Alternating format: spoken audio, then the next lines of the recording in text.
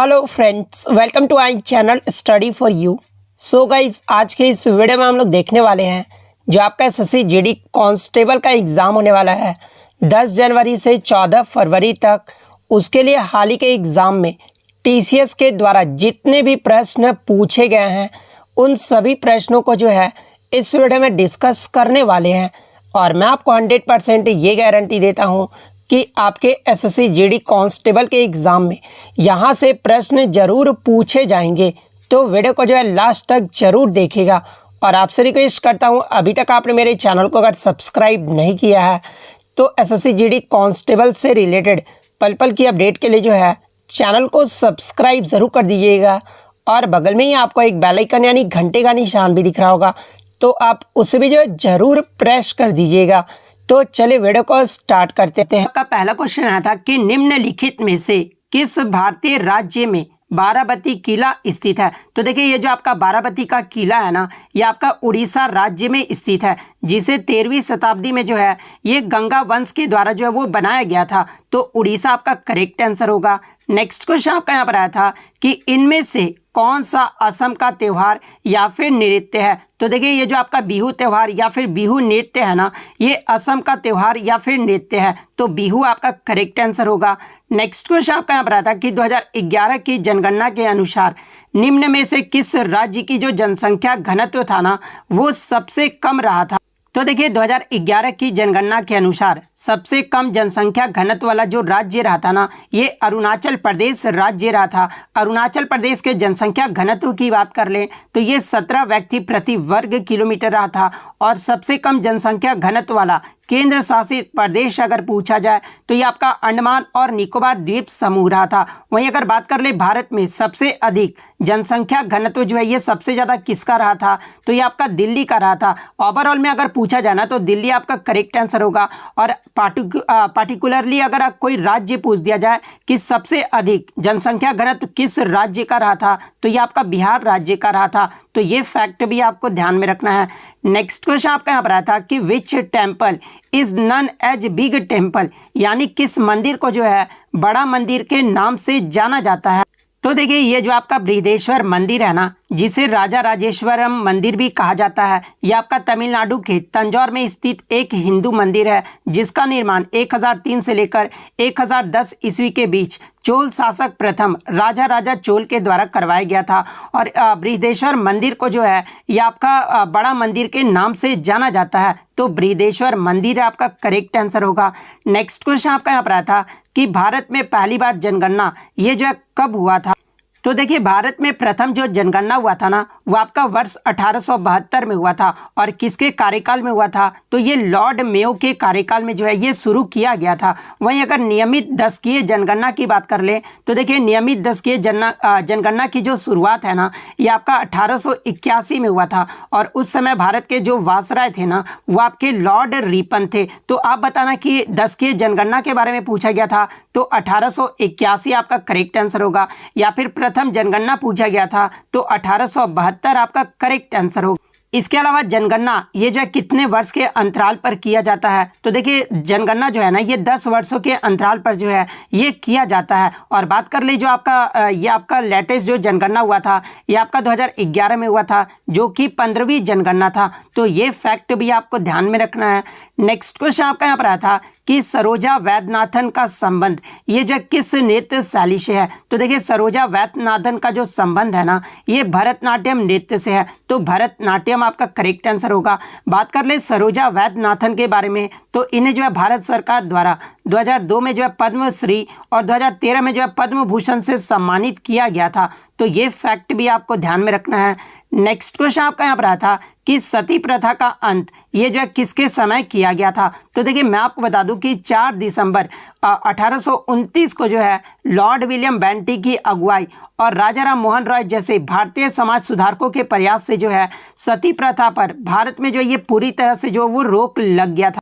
तो Lord William बेंटी का आपका यहाँ पे करेक्ट आंसर होगा। नेक्स्ट क्वेश्चन आपका यहाँ पर आता कि अटल इनोवेशन मिशन यानी AIM के मिशन निदेशक के रूप में जो है ये किसे नियुक्त किया गया है। तो देखिए अटल इनोवेशन मिशन AIM के मिशन के निदेशक के रूप में जो है ये डॉक्टर चिंतन वैष्णव को जो है वो नियुक्त किया गया है। तो डॉक्टर चिंतन वैष्णव आपका करेक्ट आंसर होगा।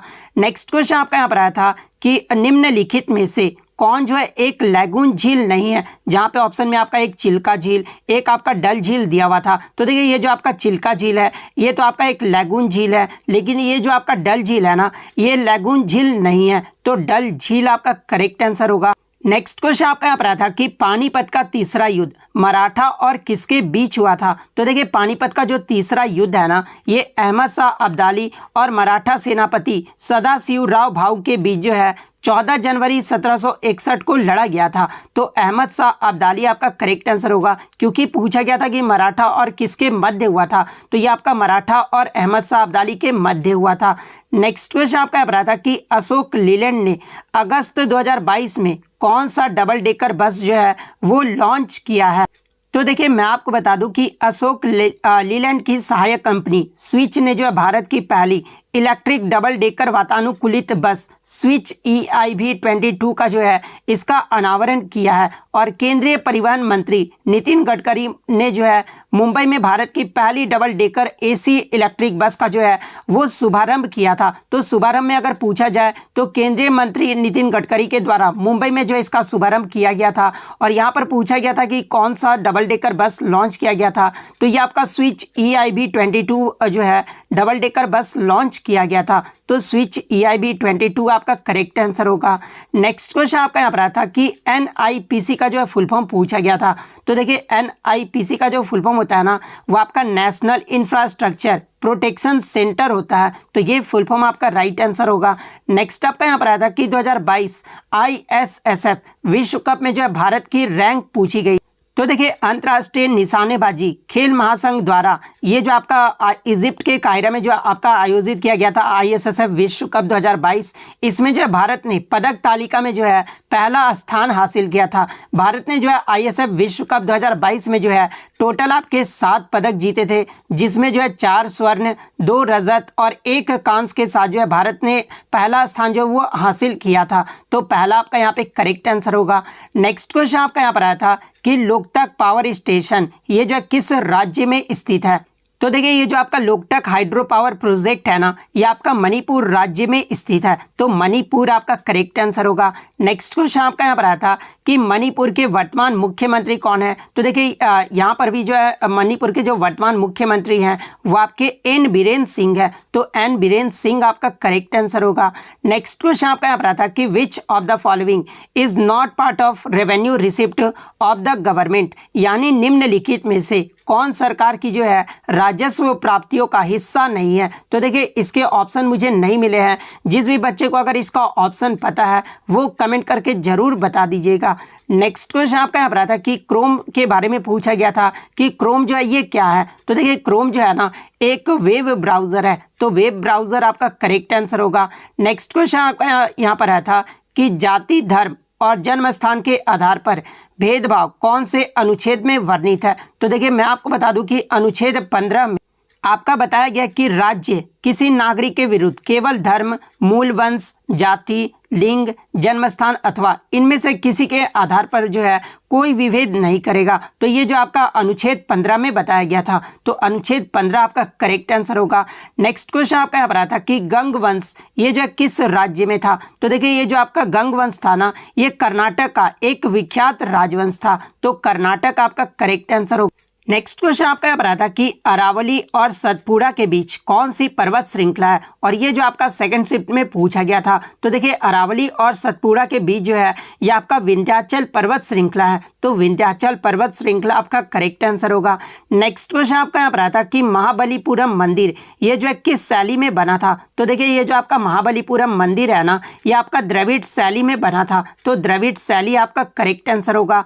नेक्स्ट क्वेश्चन आपका यहाँ पर आता कि कोविड-19 के दौरान किस IIT ने जो है गेमिंग प्लेटफॉर्म जो है वो लॉन्च किया था। तो देखिए मैं आपको बता दूं कि आईआईटी मद्रास की छात्राओं ने जो है बच्चों में जागरूकता बढ़ाने के लिए आईआईएम कोविड गेम नाम से जो है एक मोबाइल और पीसी गेम जो है वो विकसित किया था। तो आईआईटी मद्रास आपका करेक्ट आंसर होगा। नेक्स्ट क्वेश्चन आपका यहाँ पर आता कि poverty and un-British rule in India, इस पुस्तक के लेखक कौन थे? तो देखिए इस पुस्तक के जो लेखक थे ना, ये दादा भाई नौरोजी थे। तो दादा भाई नौरोजी आपका करेक्ट क्वेश्चन आया था कि भारत में किस जगह पर जो है स्पष्ट शीत ऋतु नहीं होता है, जहाँ पे ऑप्शन में आपका छोटा नागपुर, प्रायद्वीपीय पठार और उत्तरी मैदान दिया गया था।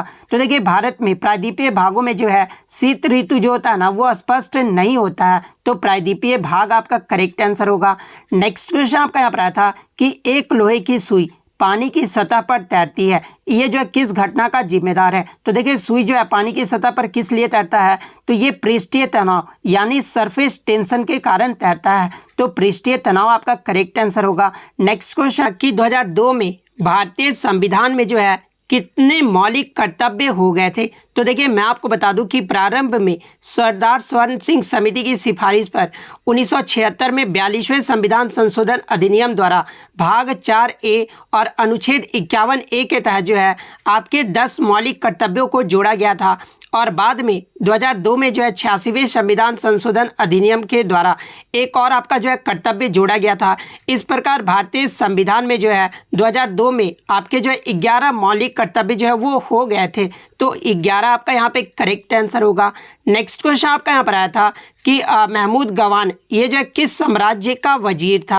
तो देखिए मैं आपको बता दूं कि महमूद गवान का जो जन्म है ना ये आपका 1411 वर्ष में हुआ था और उसका जो पूरा नाम था ना वो ख्वाजा महमूद गिलानी था। और महमूद जो गवान था ना ये बहमनी साम्राज्य के प्रधानमंत्री यानी वजीर था। तो बहमनी साम्राज्य आपका करेक्ट आंसर होगा। यहाँ से एग्जाम में एक प्रश्न और पूछा जाता है कि महमूद गवान को मलिक उत तुज्जर की जो उपाधि है ना वो किसने दी थी? तो देखिए महमूद गवान को जो मलिक उत तुज्जर यानी व्यापारियों का जो मुखिया का उपाधि है ना ये हुमायूं शाह के द्वारा दिया गया था। तो ये फैक्ट भी आपको ध्यान में रखना है। नेक्स्ट क्वेश्चन आपका यहाँ पर आता कि गणगौर त्यौहार ये जो है किस मौसम में मनाया जाता है? तो देखिए सबसे पहले मैं आपको गणगौर त्यौहार के बारे में बता दूं कि गणगौर जो त्यौहार है ना ये राजस्थान और मध्य प्रदेश के कुछ क्षेत्रों में जो है ये त्यौहार मनाया जाता है। और इस त्यौहार में जो है भगवान शिव और माता पार्वती की जो है वो पूजा की जाती है। वहीं अगर बात कर ले कि ये जो है किस दिन मनाया जाता है तो चैत्र शुक्ल तृतीया का दिन जो है ये गणगौर पर्व के रूप में मनाया जाता है। और ये जो गणगौर त्यौहार है ना ये आपका 16 से 18 दिन तक जो है ये त्यौहार मनाया जाता है। तो ये फैक्ट भी आपको ध्यान में रखना है। इसके अलावा मौसम की बात कर ले तो गणगौर त्यौहार जो है ना ये आपका वसंत यानी स्प्रिंग मौसम में जो है ये त्यौहार आपका मनाया जाता है। तो ऑप्शन में आपका वसंत दिया गया था। तो वसंत आपका करेक्ट आंसर होगा। नेक्स्ट क्वेश्चन आपका यहाँ पर आता कि कार्ले की गुफाएं ये जो है भारत के किस राज्य में है? तो देखिए ये जो आपके कार्ला केव्स है ना ये भारत के महाराष्ट्र राज्य में है। तो महाराष्ट्र आपका करेक्ट आंसर होगा, जो अपनी बौद्ध गुफाओं के लिए भी जो है ये प्रसिद्ध है। तो ये फैक्ट भी आपको ध्यान में रखना है। इससे पहले प्रीवियस शिफ्टों में आपका पूछा गया था कि बराबर की जो गुफाएं हैं ना ये भारत के किस राज्य में स्थित है? तो देखिए बराबर की जो गुफाएं हैं ना ये भारत के बिहार राज्य के जहानाबाद जिले में स्थित है। तो ये फैक्ट भी आपको ध्यान में रखना है। नेक्स्ट क्वेश्चन आपका यहाँ पर आया था कि कुचिपुड़ी नृत्य ये जो है किस भगवान को समर्पित है? तो बात कर ले कुचिपुड़ी नृत्य के बारे में तो ये आपका आंध्र प्रदेश का एक शास्त्रीय नृत्य है जो भगवान कृष्ण को समर्पित है। तो भगवान कृष्ण आपका करेक्ट आंसर होगा। नेक्स्ट क्वेश्चन आपका यहाँ पर आया था कि सीधे ठोस से गैस तक अवस्था के परिवर्तन को शामिल करने वाली प्रक्रिया को जो है क्या कहा जाता है? तो देखिए ठोस से गैस में जो परिवर्तन होता है ना उसे जो है ऊर्ध्वपातन यानी सब्लिमेशन, उस प्रक्रिया को जो है ऊर्ध्वपातन या फिर सब्लिमेशन प्रक्रिया कहा जाता है। तो ऊर्ध्वपातन आपका करेक्ट आंसर होगा। जबकि इसके रिवर्स प्रोसेस की बात कर ले तो देखिए इसके रिवर्स प्रोसेस का जो आपको निक्षेप कहा जाता है यानी डिपोजिशन कहा जाता है। तो ये फैक्ट भी आपको ध्यान में रखना है। नेक्स्ट क्वेश्चन आपका यहाँ पर आता कि how is the crude literacy rate calculated यानी अपरिष्कृत साक्षरता दर ये जो है कैसे निकाली जाती है? तो देखिए क्रूड लिटरेसी रेट कैलकुलेट करने का जो फॉर्मूला होता है ना, यानी अपरिष्कृत साक्षरता दर निकालने का जो फॉर्मूला होता है वो आपका साक्षर व्यक्तियों की संख्या के साथ जो है कुल जनसंख्या को डिवाइड करके और 100 से जो है मल्टीप्लाई किया जाता है। तो ये जो आपका फॉर्मूला होता है, तो ये फॉर्मूला आपका करेक्ट आंसर होगा। इसके अलावा प्रभावी साक्षरता दर का फॉर्मूला अगर पूछा जाए तो देखिए इसका जो फॉर्मूला होता है ना वो 7 वर्ष और उसके अधिक आयु के साक्षर व्यक्तियों की संख्या को 7 वर्षों और उसके अधिक आयु की जनसंख्या से अगर आप डिवाइड करते हैं और 100 से जो आप मल्टीप्लाई करते हैं तो ये प्रभावी साक्षरता दर का जो है फॉर्मूला हो जाता है। तो ये फैक्ट भी आपको ध्यान में रखना है। नेक्स्ट क्वेश्चन आपका यहाँ पर आता है कि लवलीना बोर्गोहेन टोक्यो ओलंपिक 2020 में जो है किस कैटेगरी में जो है ये मेडल जीती थी। तो देखिए लवलीना बोर्गोहेन की बात कर ले तो ये जो है बॉक्सिंग में भारत की लवलीना बोर्गोहेन ने 69 किग्रा वेल्टरवेट कैटेगरी में जो है ये कांस्य पदक यानी ब्रॉन्ज मेडल जीती थी। तो 69 kg आपका यहाँ पे करेक्ट आंसर होगा। नेक्स्ट क्वेश्चन आपका यहाँ पर आया था कि who was the viceroy at the time of doctrine of lapse, यानी व्यवगत के सिद्धांत के समय वासराय कौन था। तो देखिए ये जो आपका राज्य हड़प नीति लागू किया गया था ना, उस समय जो भारत का वासराय था वो लॉर्ड डलहौजी था। तो लॉर्ड डलहौजी आपका करेक्ट आंसर होगा। और व्यापकत के सिद्धांत की भी जो नीति है ना, ये भारत में लॉर्ड डलहौजी के द्वारा प्रस्तुत किया गया था। तो ये फैक्ट भी आपको ध्यान में रखना है। नेक्स्ट क्वेश्चन आपका यहाँ पर आता कि भारतीय सैन्य अकादमी की स्थापना देहरादून में कब हुआ था। तो देखिए भारतीय सैन्य अकादमी की जो स्थापना है ना, ये देहरादून में 1 अक्टूबर 1932 को हुआ था। तो 1 अक्टूबर 1932 आपका करेक्ट आंसर होगा। इसके अलावा आगे के शिफ्टों में अगर आपसे पूछा जाए कि राष्ट्रीय रक्षा अकादमी ये जो है कहाँ है, तो ये आपके पुणे के खड़गवासला में स्थित है। भारतीय नौसेना अकादमी ये कहाँ है, तो केरल के एझीमाला में स्थित है। वायुसेना अकादमी ये जो आपका डिंडुगुल हैदराबाद में स्थित है। अधिकारी प्रशिक्षण अकादमी ये जो आपका चेन्नई तमिलनाडु में स्थित है। तो ये फैक्ट भी आपको ध्यान में रखना है। नेक्स्ट क्वेश्चन आपका यहाँ पर आता कि according to RBI a household term definition of microfinance, यानी आरबीआई के अनुसार माइक्रो फाइनेंस की एक घरेलू शब्द जो है ये क्या परिभाषित करता है। तो देखिए आरबीआई के अनुसार जो है ये आपका माइक्रो फाइनेंस में जो आपका हाउस होल्ड टर्म होता है ना, ये जो आपका इंडिविजुअल फैमिली यूनिट को जो है वो परिभाषित करता है, जिसमें आपके husband wife and their unmarried children आ जाते हैं। यानी जो आपका एक व्यक्तिगत परिवार का इकाई होता है जिसमें आपके पति पत्नी और उनके अविवाहित बच्चे होंगे। ये जो आपका आरबीआई के अकॉर्डिंग माइक्रो फाइनेंस का एक हाउस होल्ड टर्म का जो ये परिभाषित करता है। तो इंडिविजुअल फैमिली आपका ऑप्शन में दिया गया था। तो इंडिविजुअल फैमिली आपका करेक्ट आंसर होगा। नेक्स्ट क्वेश्चन आपका यहाँ पर आता है कि ईमेल का पहला भाग जो है वो क्या कहलाता है। तो देखिए ईमेल का जो पहला भाग है ना वो आपका यूजर नेम कहलाता है। और वही लास्ट पार्ट की बात कर ले तो ये जो आपका डोमेन कहलाता है। तो यूजर नेम आपका करेक्ट आंसर होगा। नेक्स्ट क्वेश्चन आपका यहाँ पर आया था कि what is the full form of IP in computer, यानी कंप्यूटर में आईपी का जो है फुल फॉर्म पूछा गया था। तो देखिए कंप्यूटर में जो आईपी का फुल फॉर्म होता है ना वो आपका इंटरनेट प्रोटोकॉल होता है। तो इंटरनेट प्रोटोकॉल आपका करेक्ट आंसर होगा। नेक्स्ट क्वेश्चन आता कि फुगड़ी नृत्य किस राज्य से संबंधित है। तो देखिए ये जो आपका फुगड़ी नृत्य है ना, ये आपका गोवा का एक लोक नृत्य है जो कोंकण क्षेत्र की महिलाओं द्वारा गणेश चतुर्थी और व्रत जैसे धार्मिक त्योहारों के दौरान जो है ये फुगड़ी नृत्य किया जाता है। तो गोवा आपका यहाँ पे करेक्ट आंसर होगा। नेक्स्ट क्वेश्चन आपका यहाँ पर आया था कि हॉर्नबिल त्यौहार ये जो है कब मनाया जाता है। तो देखिए ये जो आपका हॉर्नबिल त्यौहार है ना, ये हर साल 1 से 10 दिसंबर के बीच जो है ये आपका नागालैंड राज्य में मनाया जाता है। तो आपके ऑप्शन में 1 दिसंबर दिया गया था। तो 1 दिसंबर आपका करेक्ट आंसर होगा। नेक्स्ट क्वेश्चन आपका यहाँ पर आया था कि 1301 में रणथंभौर का शासक ये जो है कौन था। तो देखिए 1301 में बात कर ले तो ये रणथंभौर का जो शासक था ना ये राजा हमीर सिंह चौहान था। तो राजा हमीर सिंह चौहान आपका करेक्ट आंसर होगा। और देखिए मैं आपको बता दूं कि राजा हमीर सिंह चौहान ने 1282 ईस्वी से 1301 ईस्वी तक यानी 19 वर्षों तक जो है ये आपका रणथंभौर किला पर जो है ये शासन किया था। बात कर ले ये जो आपका रणथंभौर का जो किला है ये किस राज्य में है। तो ये आपका राजस्थान का सबसे प्रमुख किलों में से एक है, जिसका निर्माण की बात कर ले तो ये आपका राजा जयंत सिंह के द्वारा 5वीं शताब्दी में जो है इसका निर्माण करवाया गया था। तो ये फैक्ट भी आपको ध्यान में रखना है। नेक्स्ट क्वेश्चन आपका यहाँ पर आता कि who is the champion of Orissa open badminton tournament 2022 in women's category, यानी महिला वर्ग में उड़ीसा ओपन बैडमिंटन टूर्नामेंट 2022 का जो चैंपियन है ना, ये कौन बनी है?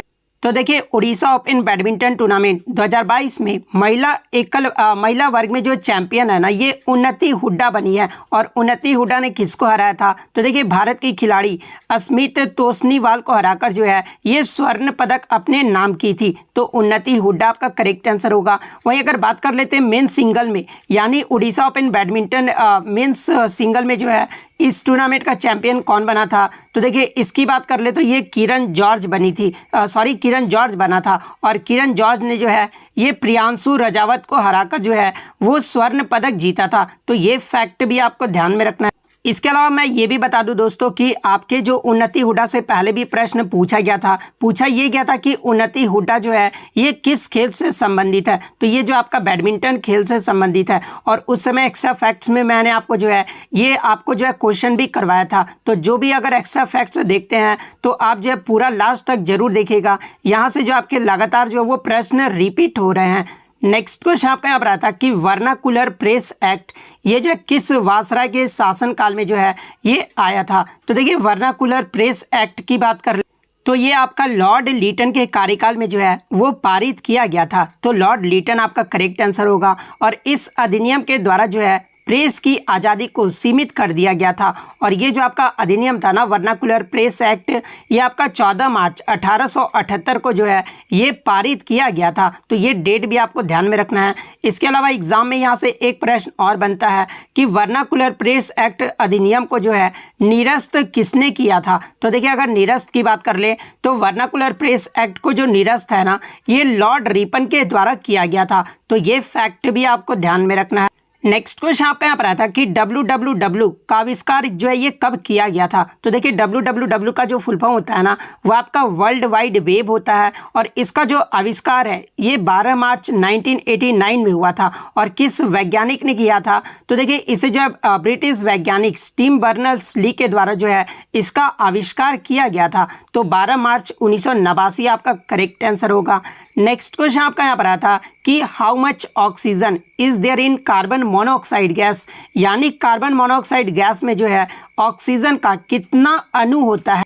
तो देखिए, सबसे पहले तो आपको ये पता होना चाहिए था कि कार्बन मोनोऑक्साइड का फॉर्मूला क्या होता है। तो देखिए, कार्बन मोनोऑक्साइड का जो फॉर्मूला होता है वो आपका CO होता है। और कार्बन मोनोऑक्साइड के एक अणु में जो है आपके एक कार्बन और एक ऑक्सीजन परमाणु के जो है वो आपके परमाणु होते हैं। तो ऑक्सीजन का पूछा गया था, तो ऑक्सीजन में एक आपका करेक्ट आंसर होगा। वहीं अगर कार्बन का भी पूछ ले तो कार्बन का जो है आपका एक अणु होता है। तो ये भी आपको ध्यान में रखना है।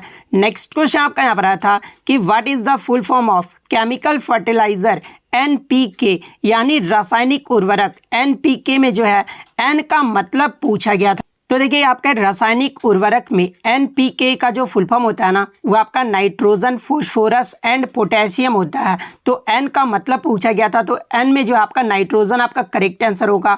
वहीं अगर आगे के शिफ्टों में P का पूछ ले तो P का आपका फॉस्फोरस होता है और P का पोटेशियम भी होता है। तो ये भी आपको ध्यान में रखना है। ऑप्शन के अकॉर्डिंग ही जो है आपको टिक करना होगा। सॉरी, यहाँ पर P का तो मतलब फॉस्फोरस हो जाएगा, क्योंकि P का जो सिंबल होता है वो P ही होता है। लेकिन पोटेशियम का जो सिंबल होता है ना वो K होता है। तो K में अगर पूछा जाए ना तो पोटेशियम आपको लगाना होगा। तो ये बात आपको ध्यान में रखना है। नेक्स्ट क्वेश्चन आपका यहाँ पर आया था कि प्रधानमंत्री के आर्थिक सलाहकार परिषद यानी EACPM के अध्यक्ष जो है वो निम्नलिखित में से कौन है? तो देखिए, प्रधानमंत्री की आर्थिक सलाहकार परिषद के जो अध्यक्ष है ना, ये आपके विवेक देबराय हैं। तो विवेक देबराय आपका करेक्ट आंसर होगा। नेक्स्ट क्वेश्चन आपका यहाँ पर आया था कि प्रस्तावना में कौन सा शब्द जो है व्यक्ति की गरिमा और संतुलन बनाए रखने की जो है वो व्याख्या करता है? तो देखिए, प्रस्तावना में बंधुत्व का जो तात्पर्य होता है ना, वो देश के लोगों के बीच भाईचारे की भावना से है। और भारत अपार विविधता का एक देश है, इसलिए भाईचारों की भावना सभी नागरिकों को गरिमा और देश की एकता और अखंडता का आश्वासन जो है ये आपका बंधुत्व देता है। तो बंधुत्व आपका यहाँ पे करेक्ट आंसर होगा। नेक्स्ट क्वेश्चन आपका यहाँ पर आया था कि कांचीपुरम के जो मंदिर है ना वो किस शैली के बने हुए हैं? तो देखिए, मैं आपको बता दूं कि ये जो आपका कैलाशनाथ मंदिर है ना, ये आपका कांचीपुरम में स्थित एक हिंदू मंदिर है। और इस मंदिर को जो है 8 8वीं शताब्दी में पल्लव वंश के राजा नरसिंह वर्मन द्वितीय के द्वारा जो है इस मंदिर का निर्माण करवाया गया था। और कांचीपुरम के जो मंदिर है ना, ये आपके द्रविड़ शैली के बने हुए हैं। तो द्रविड़ शैली आपका यहाँ पे करेक्ट है।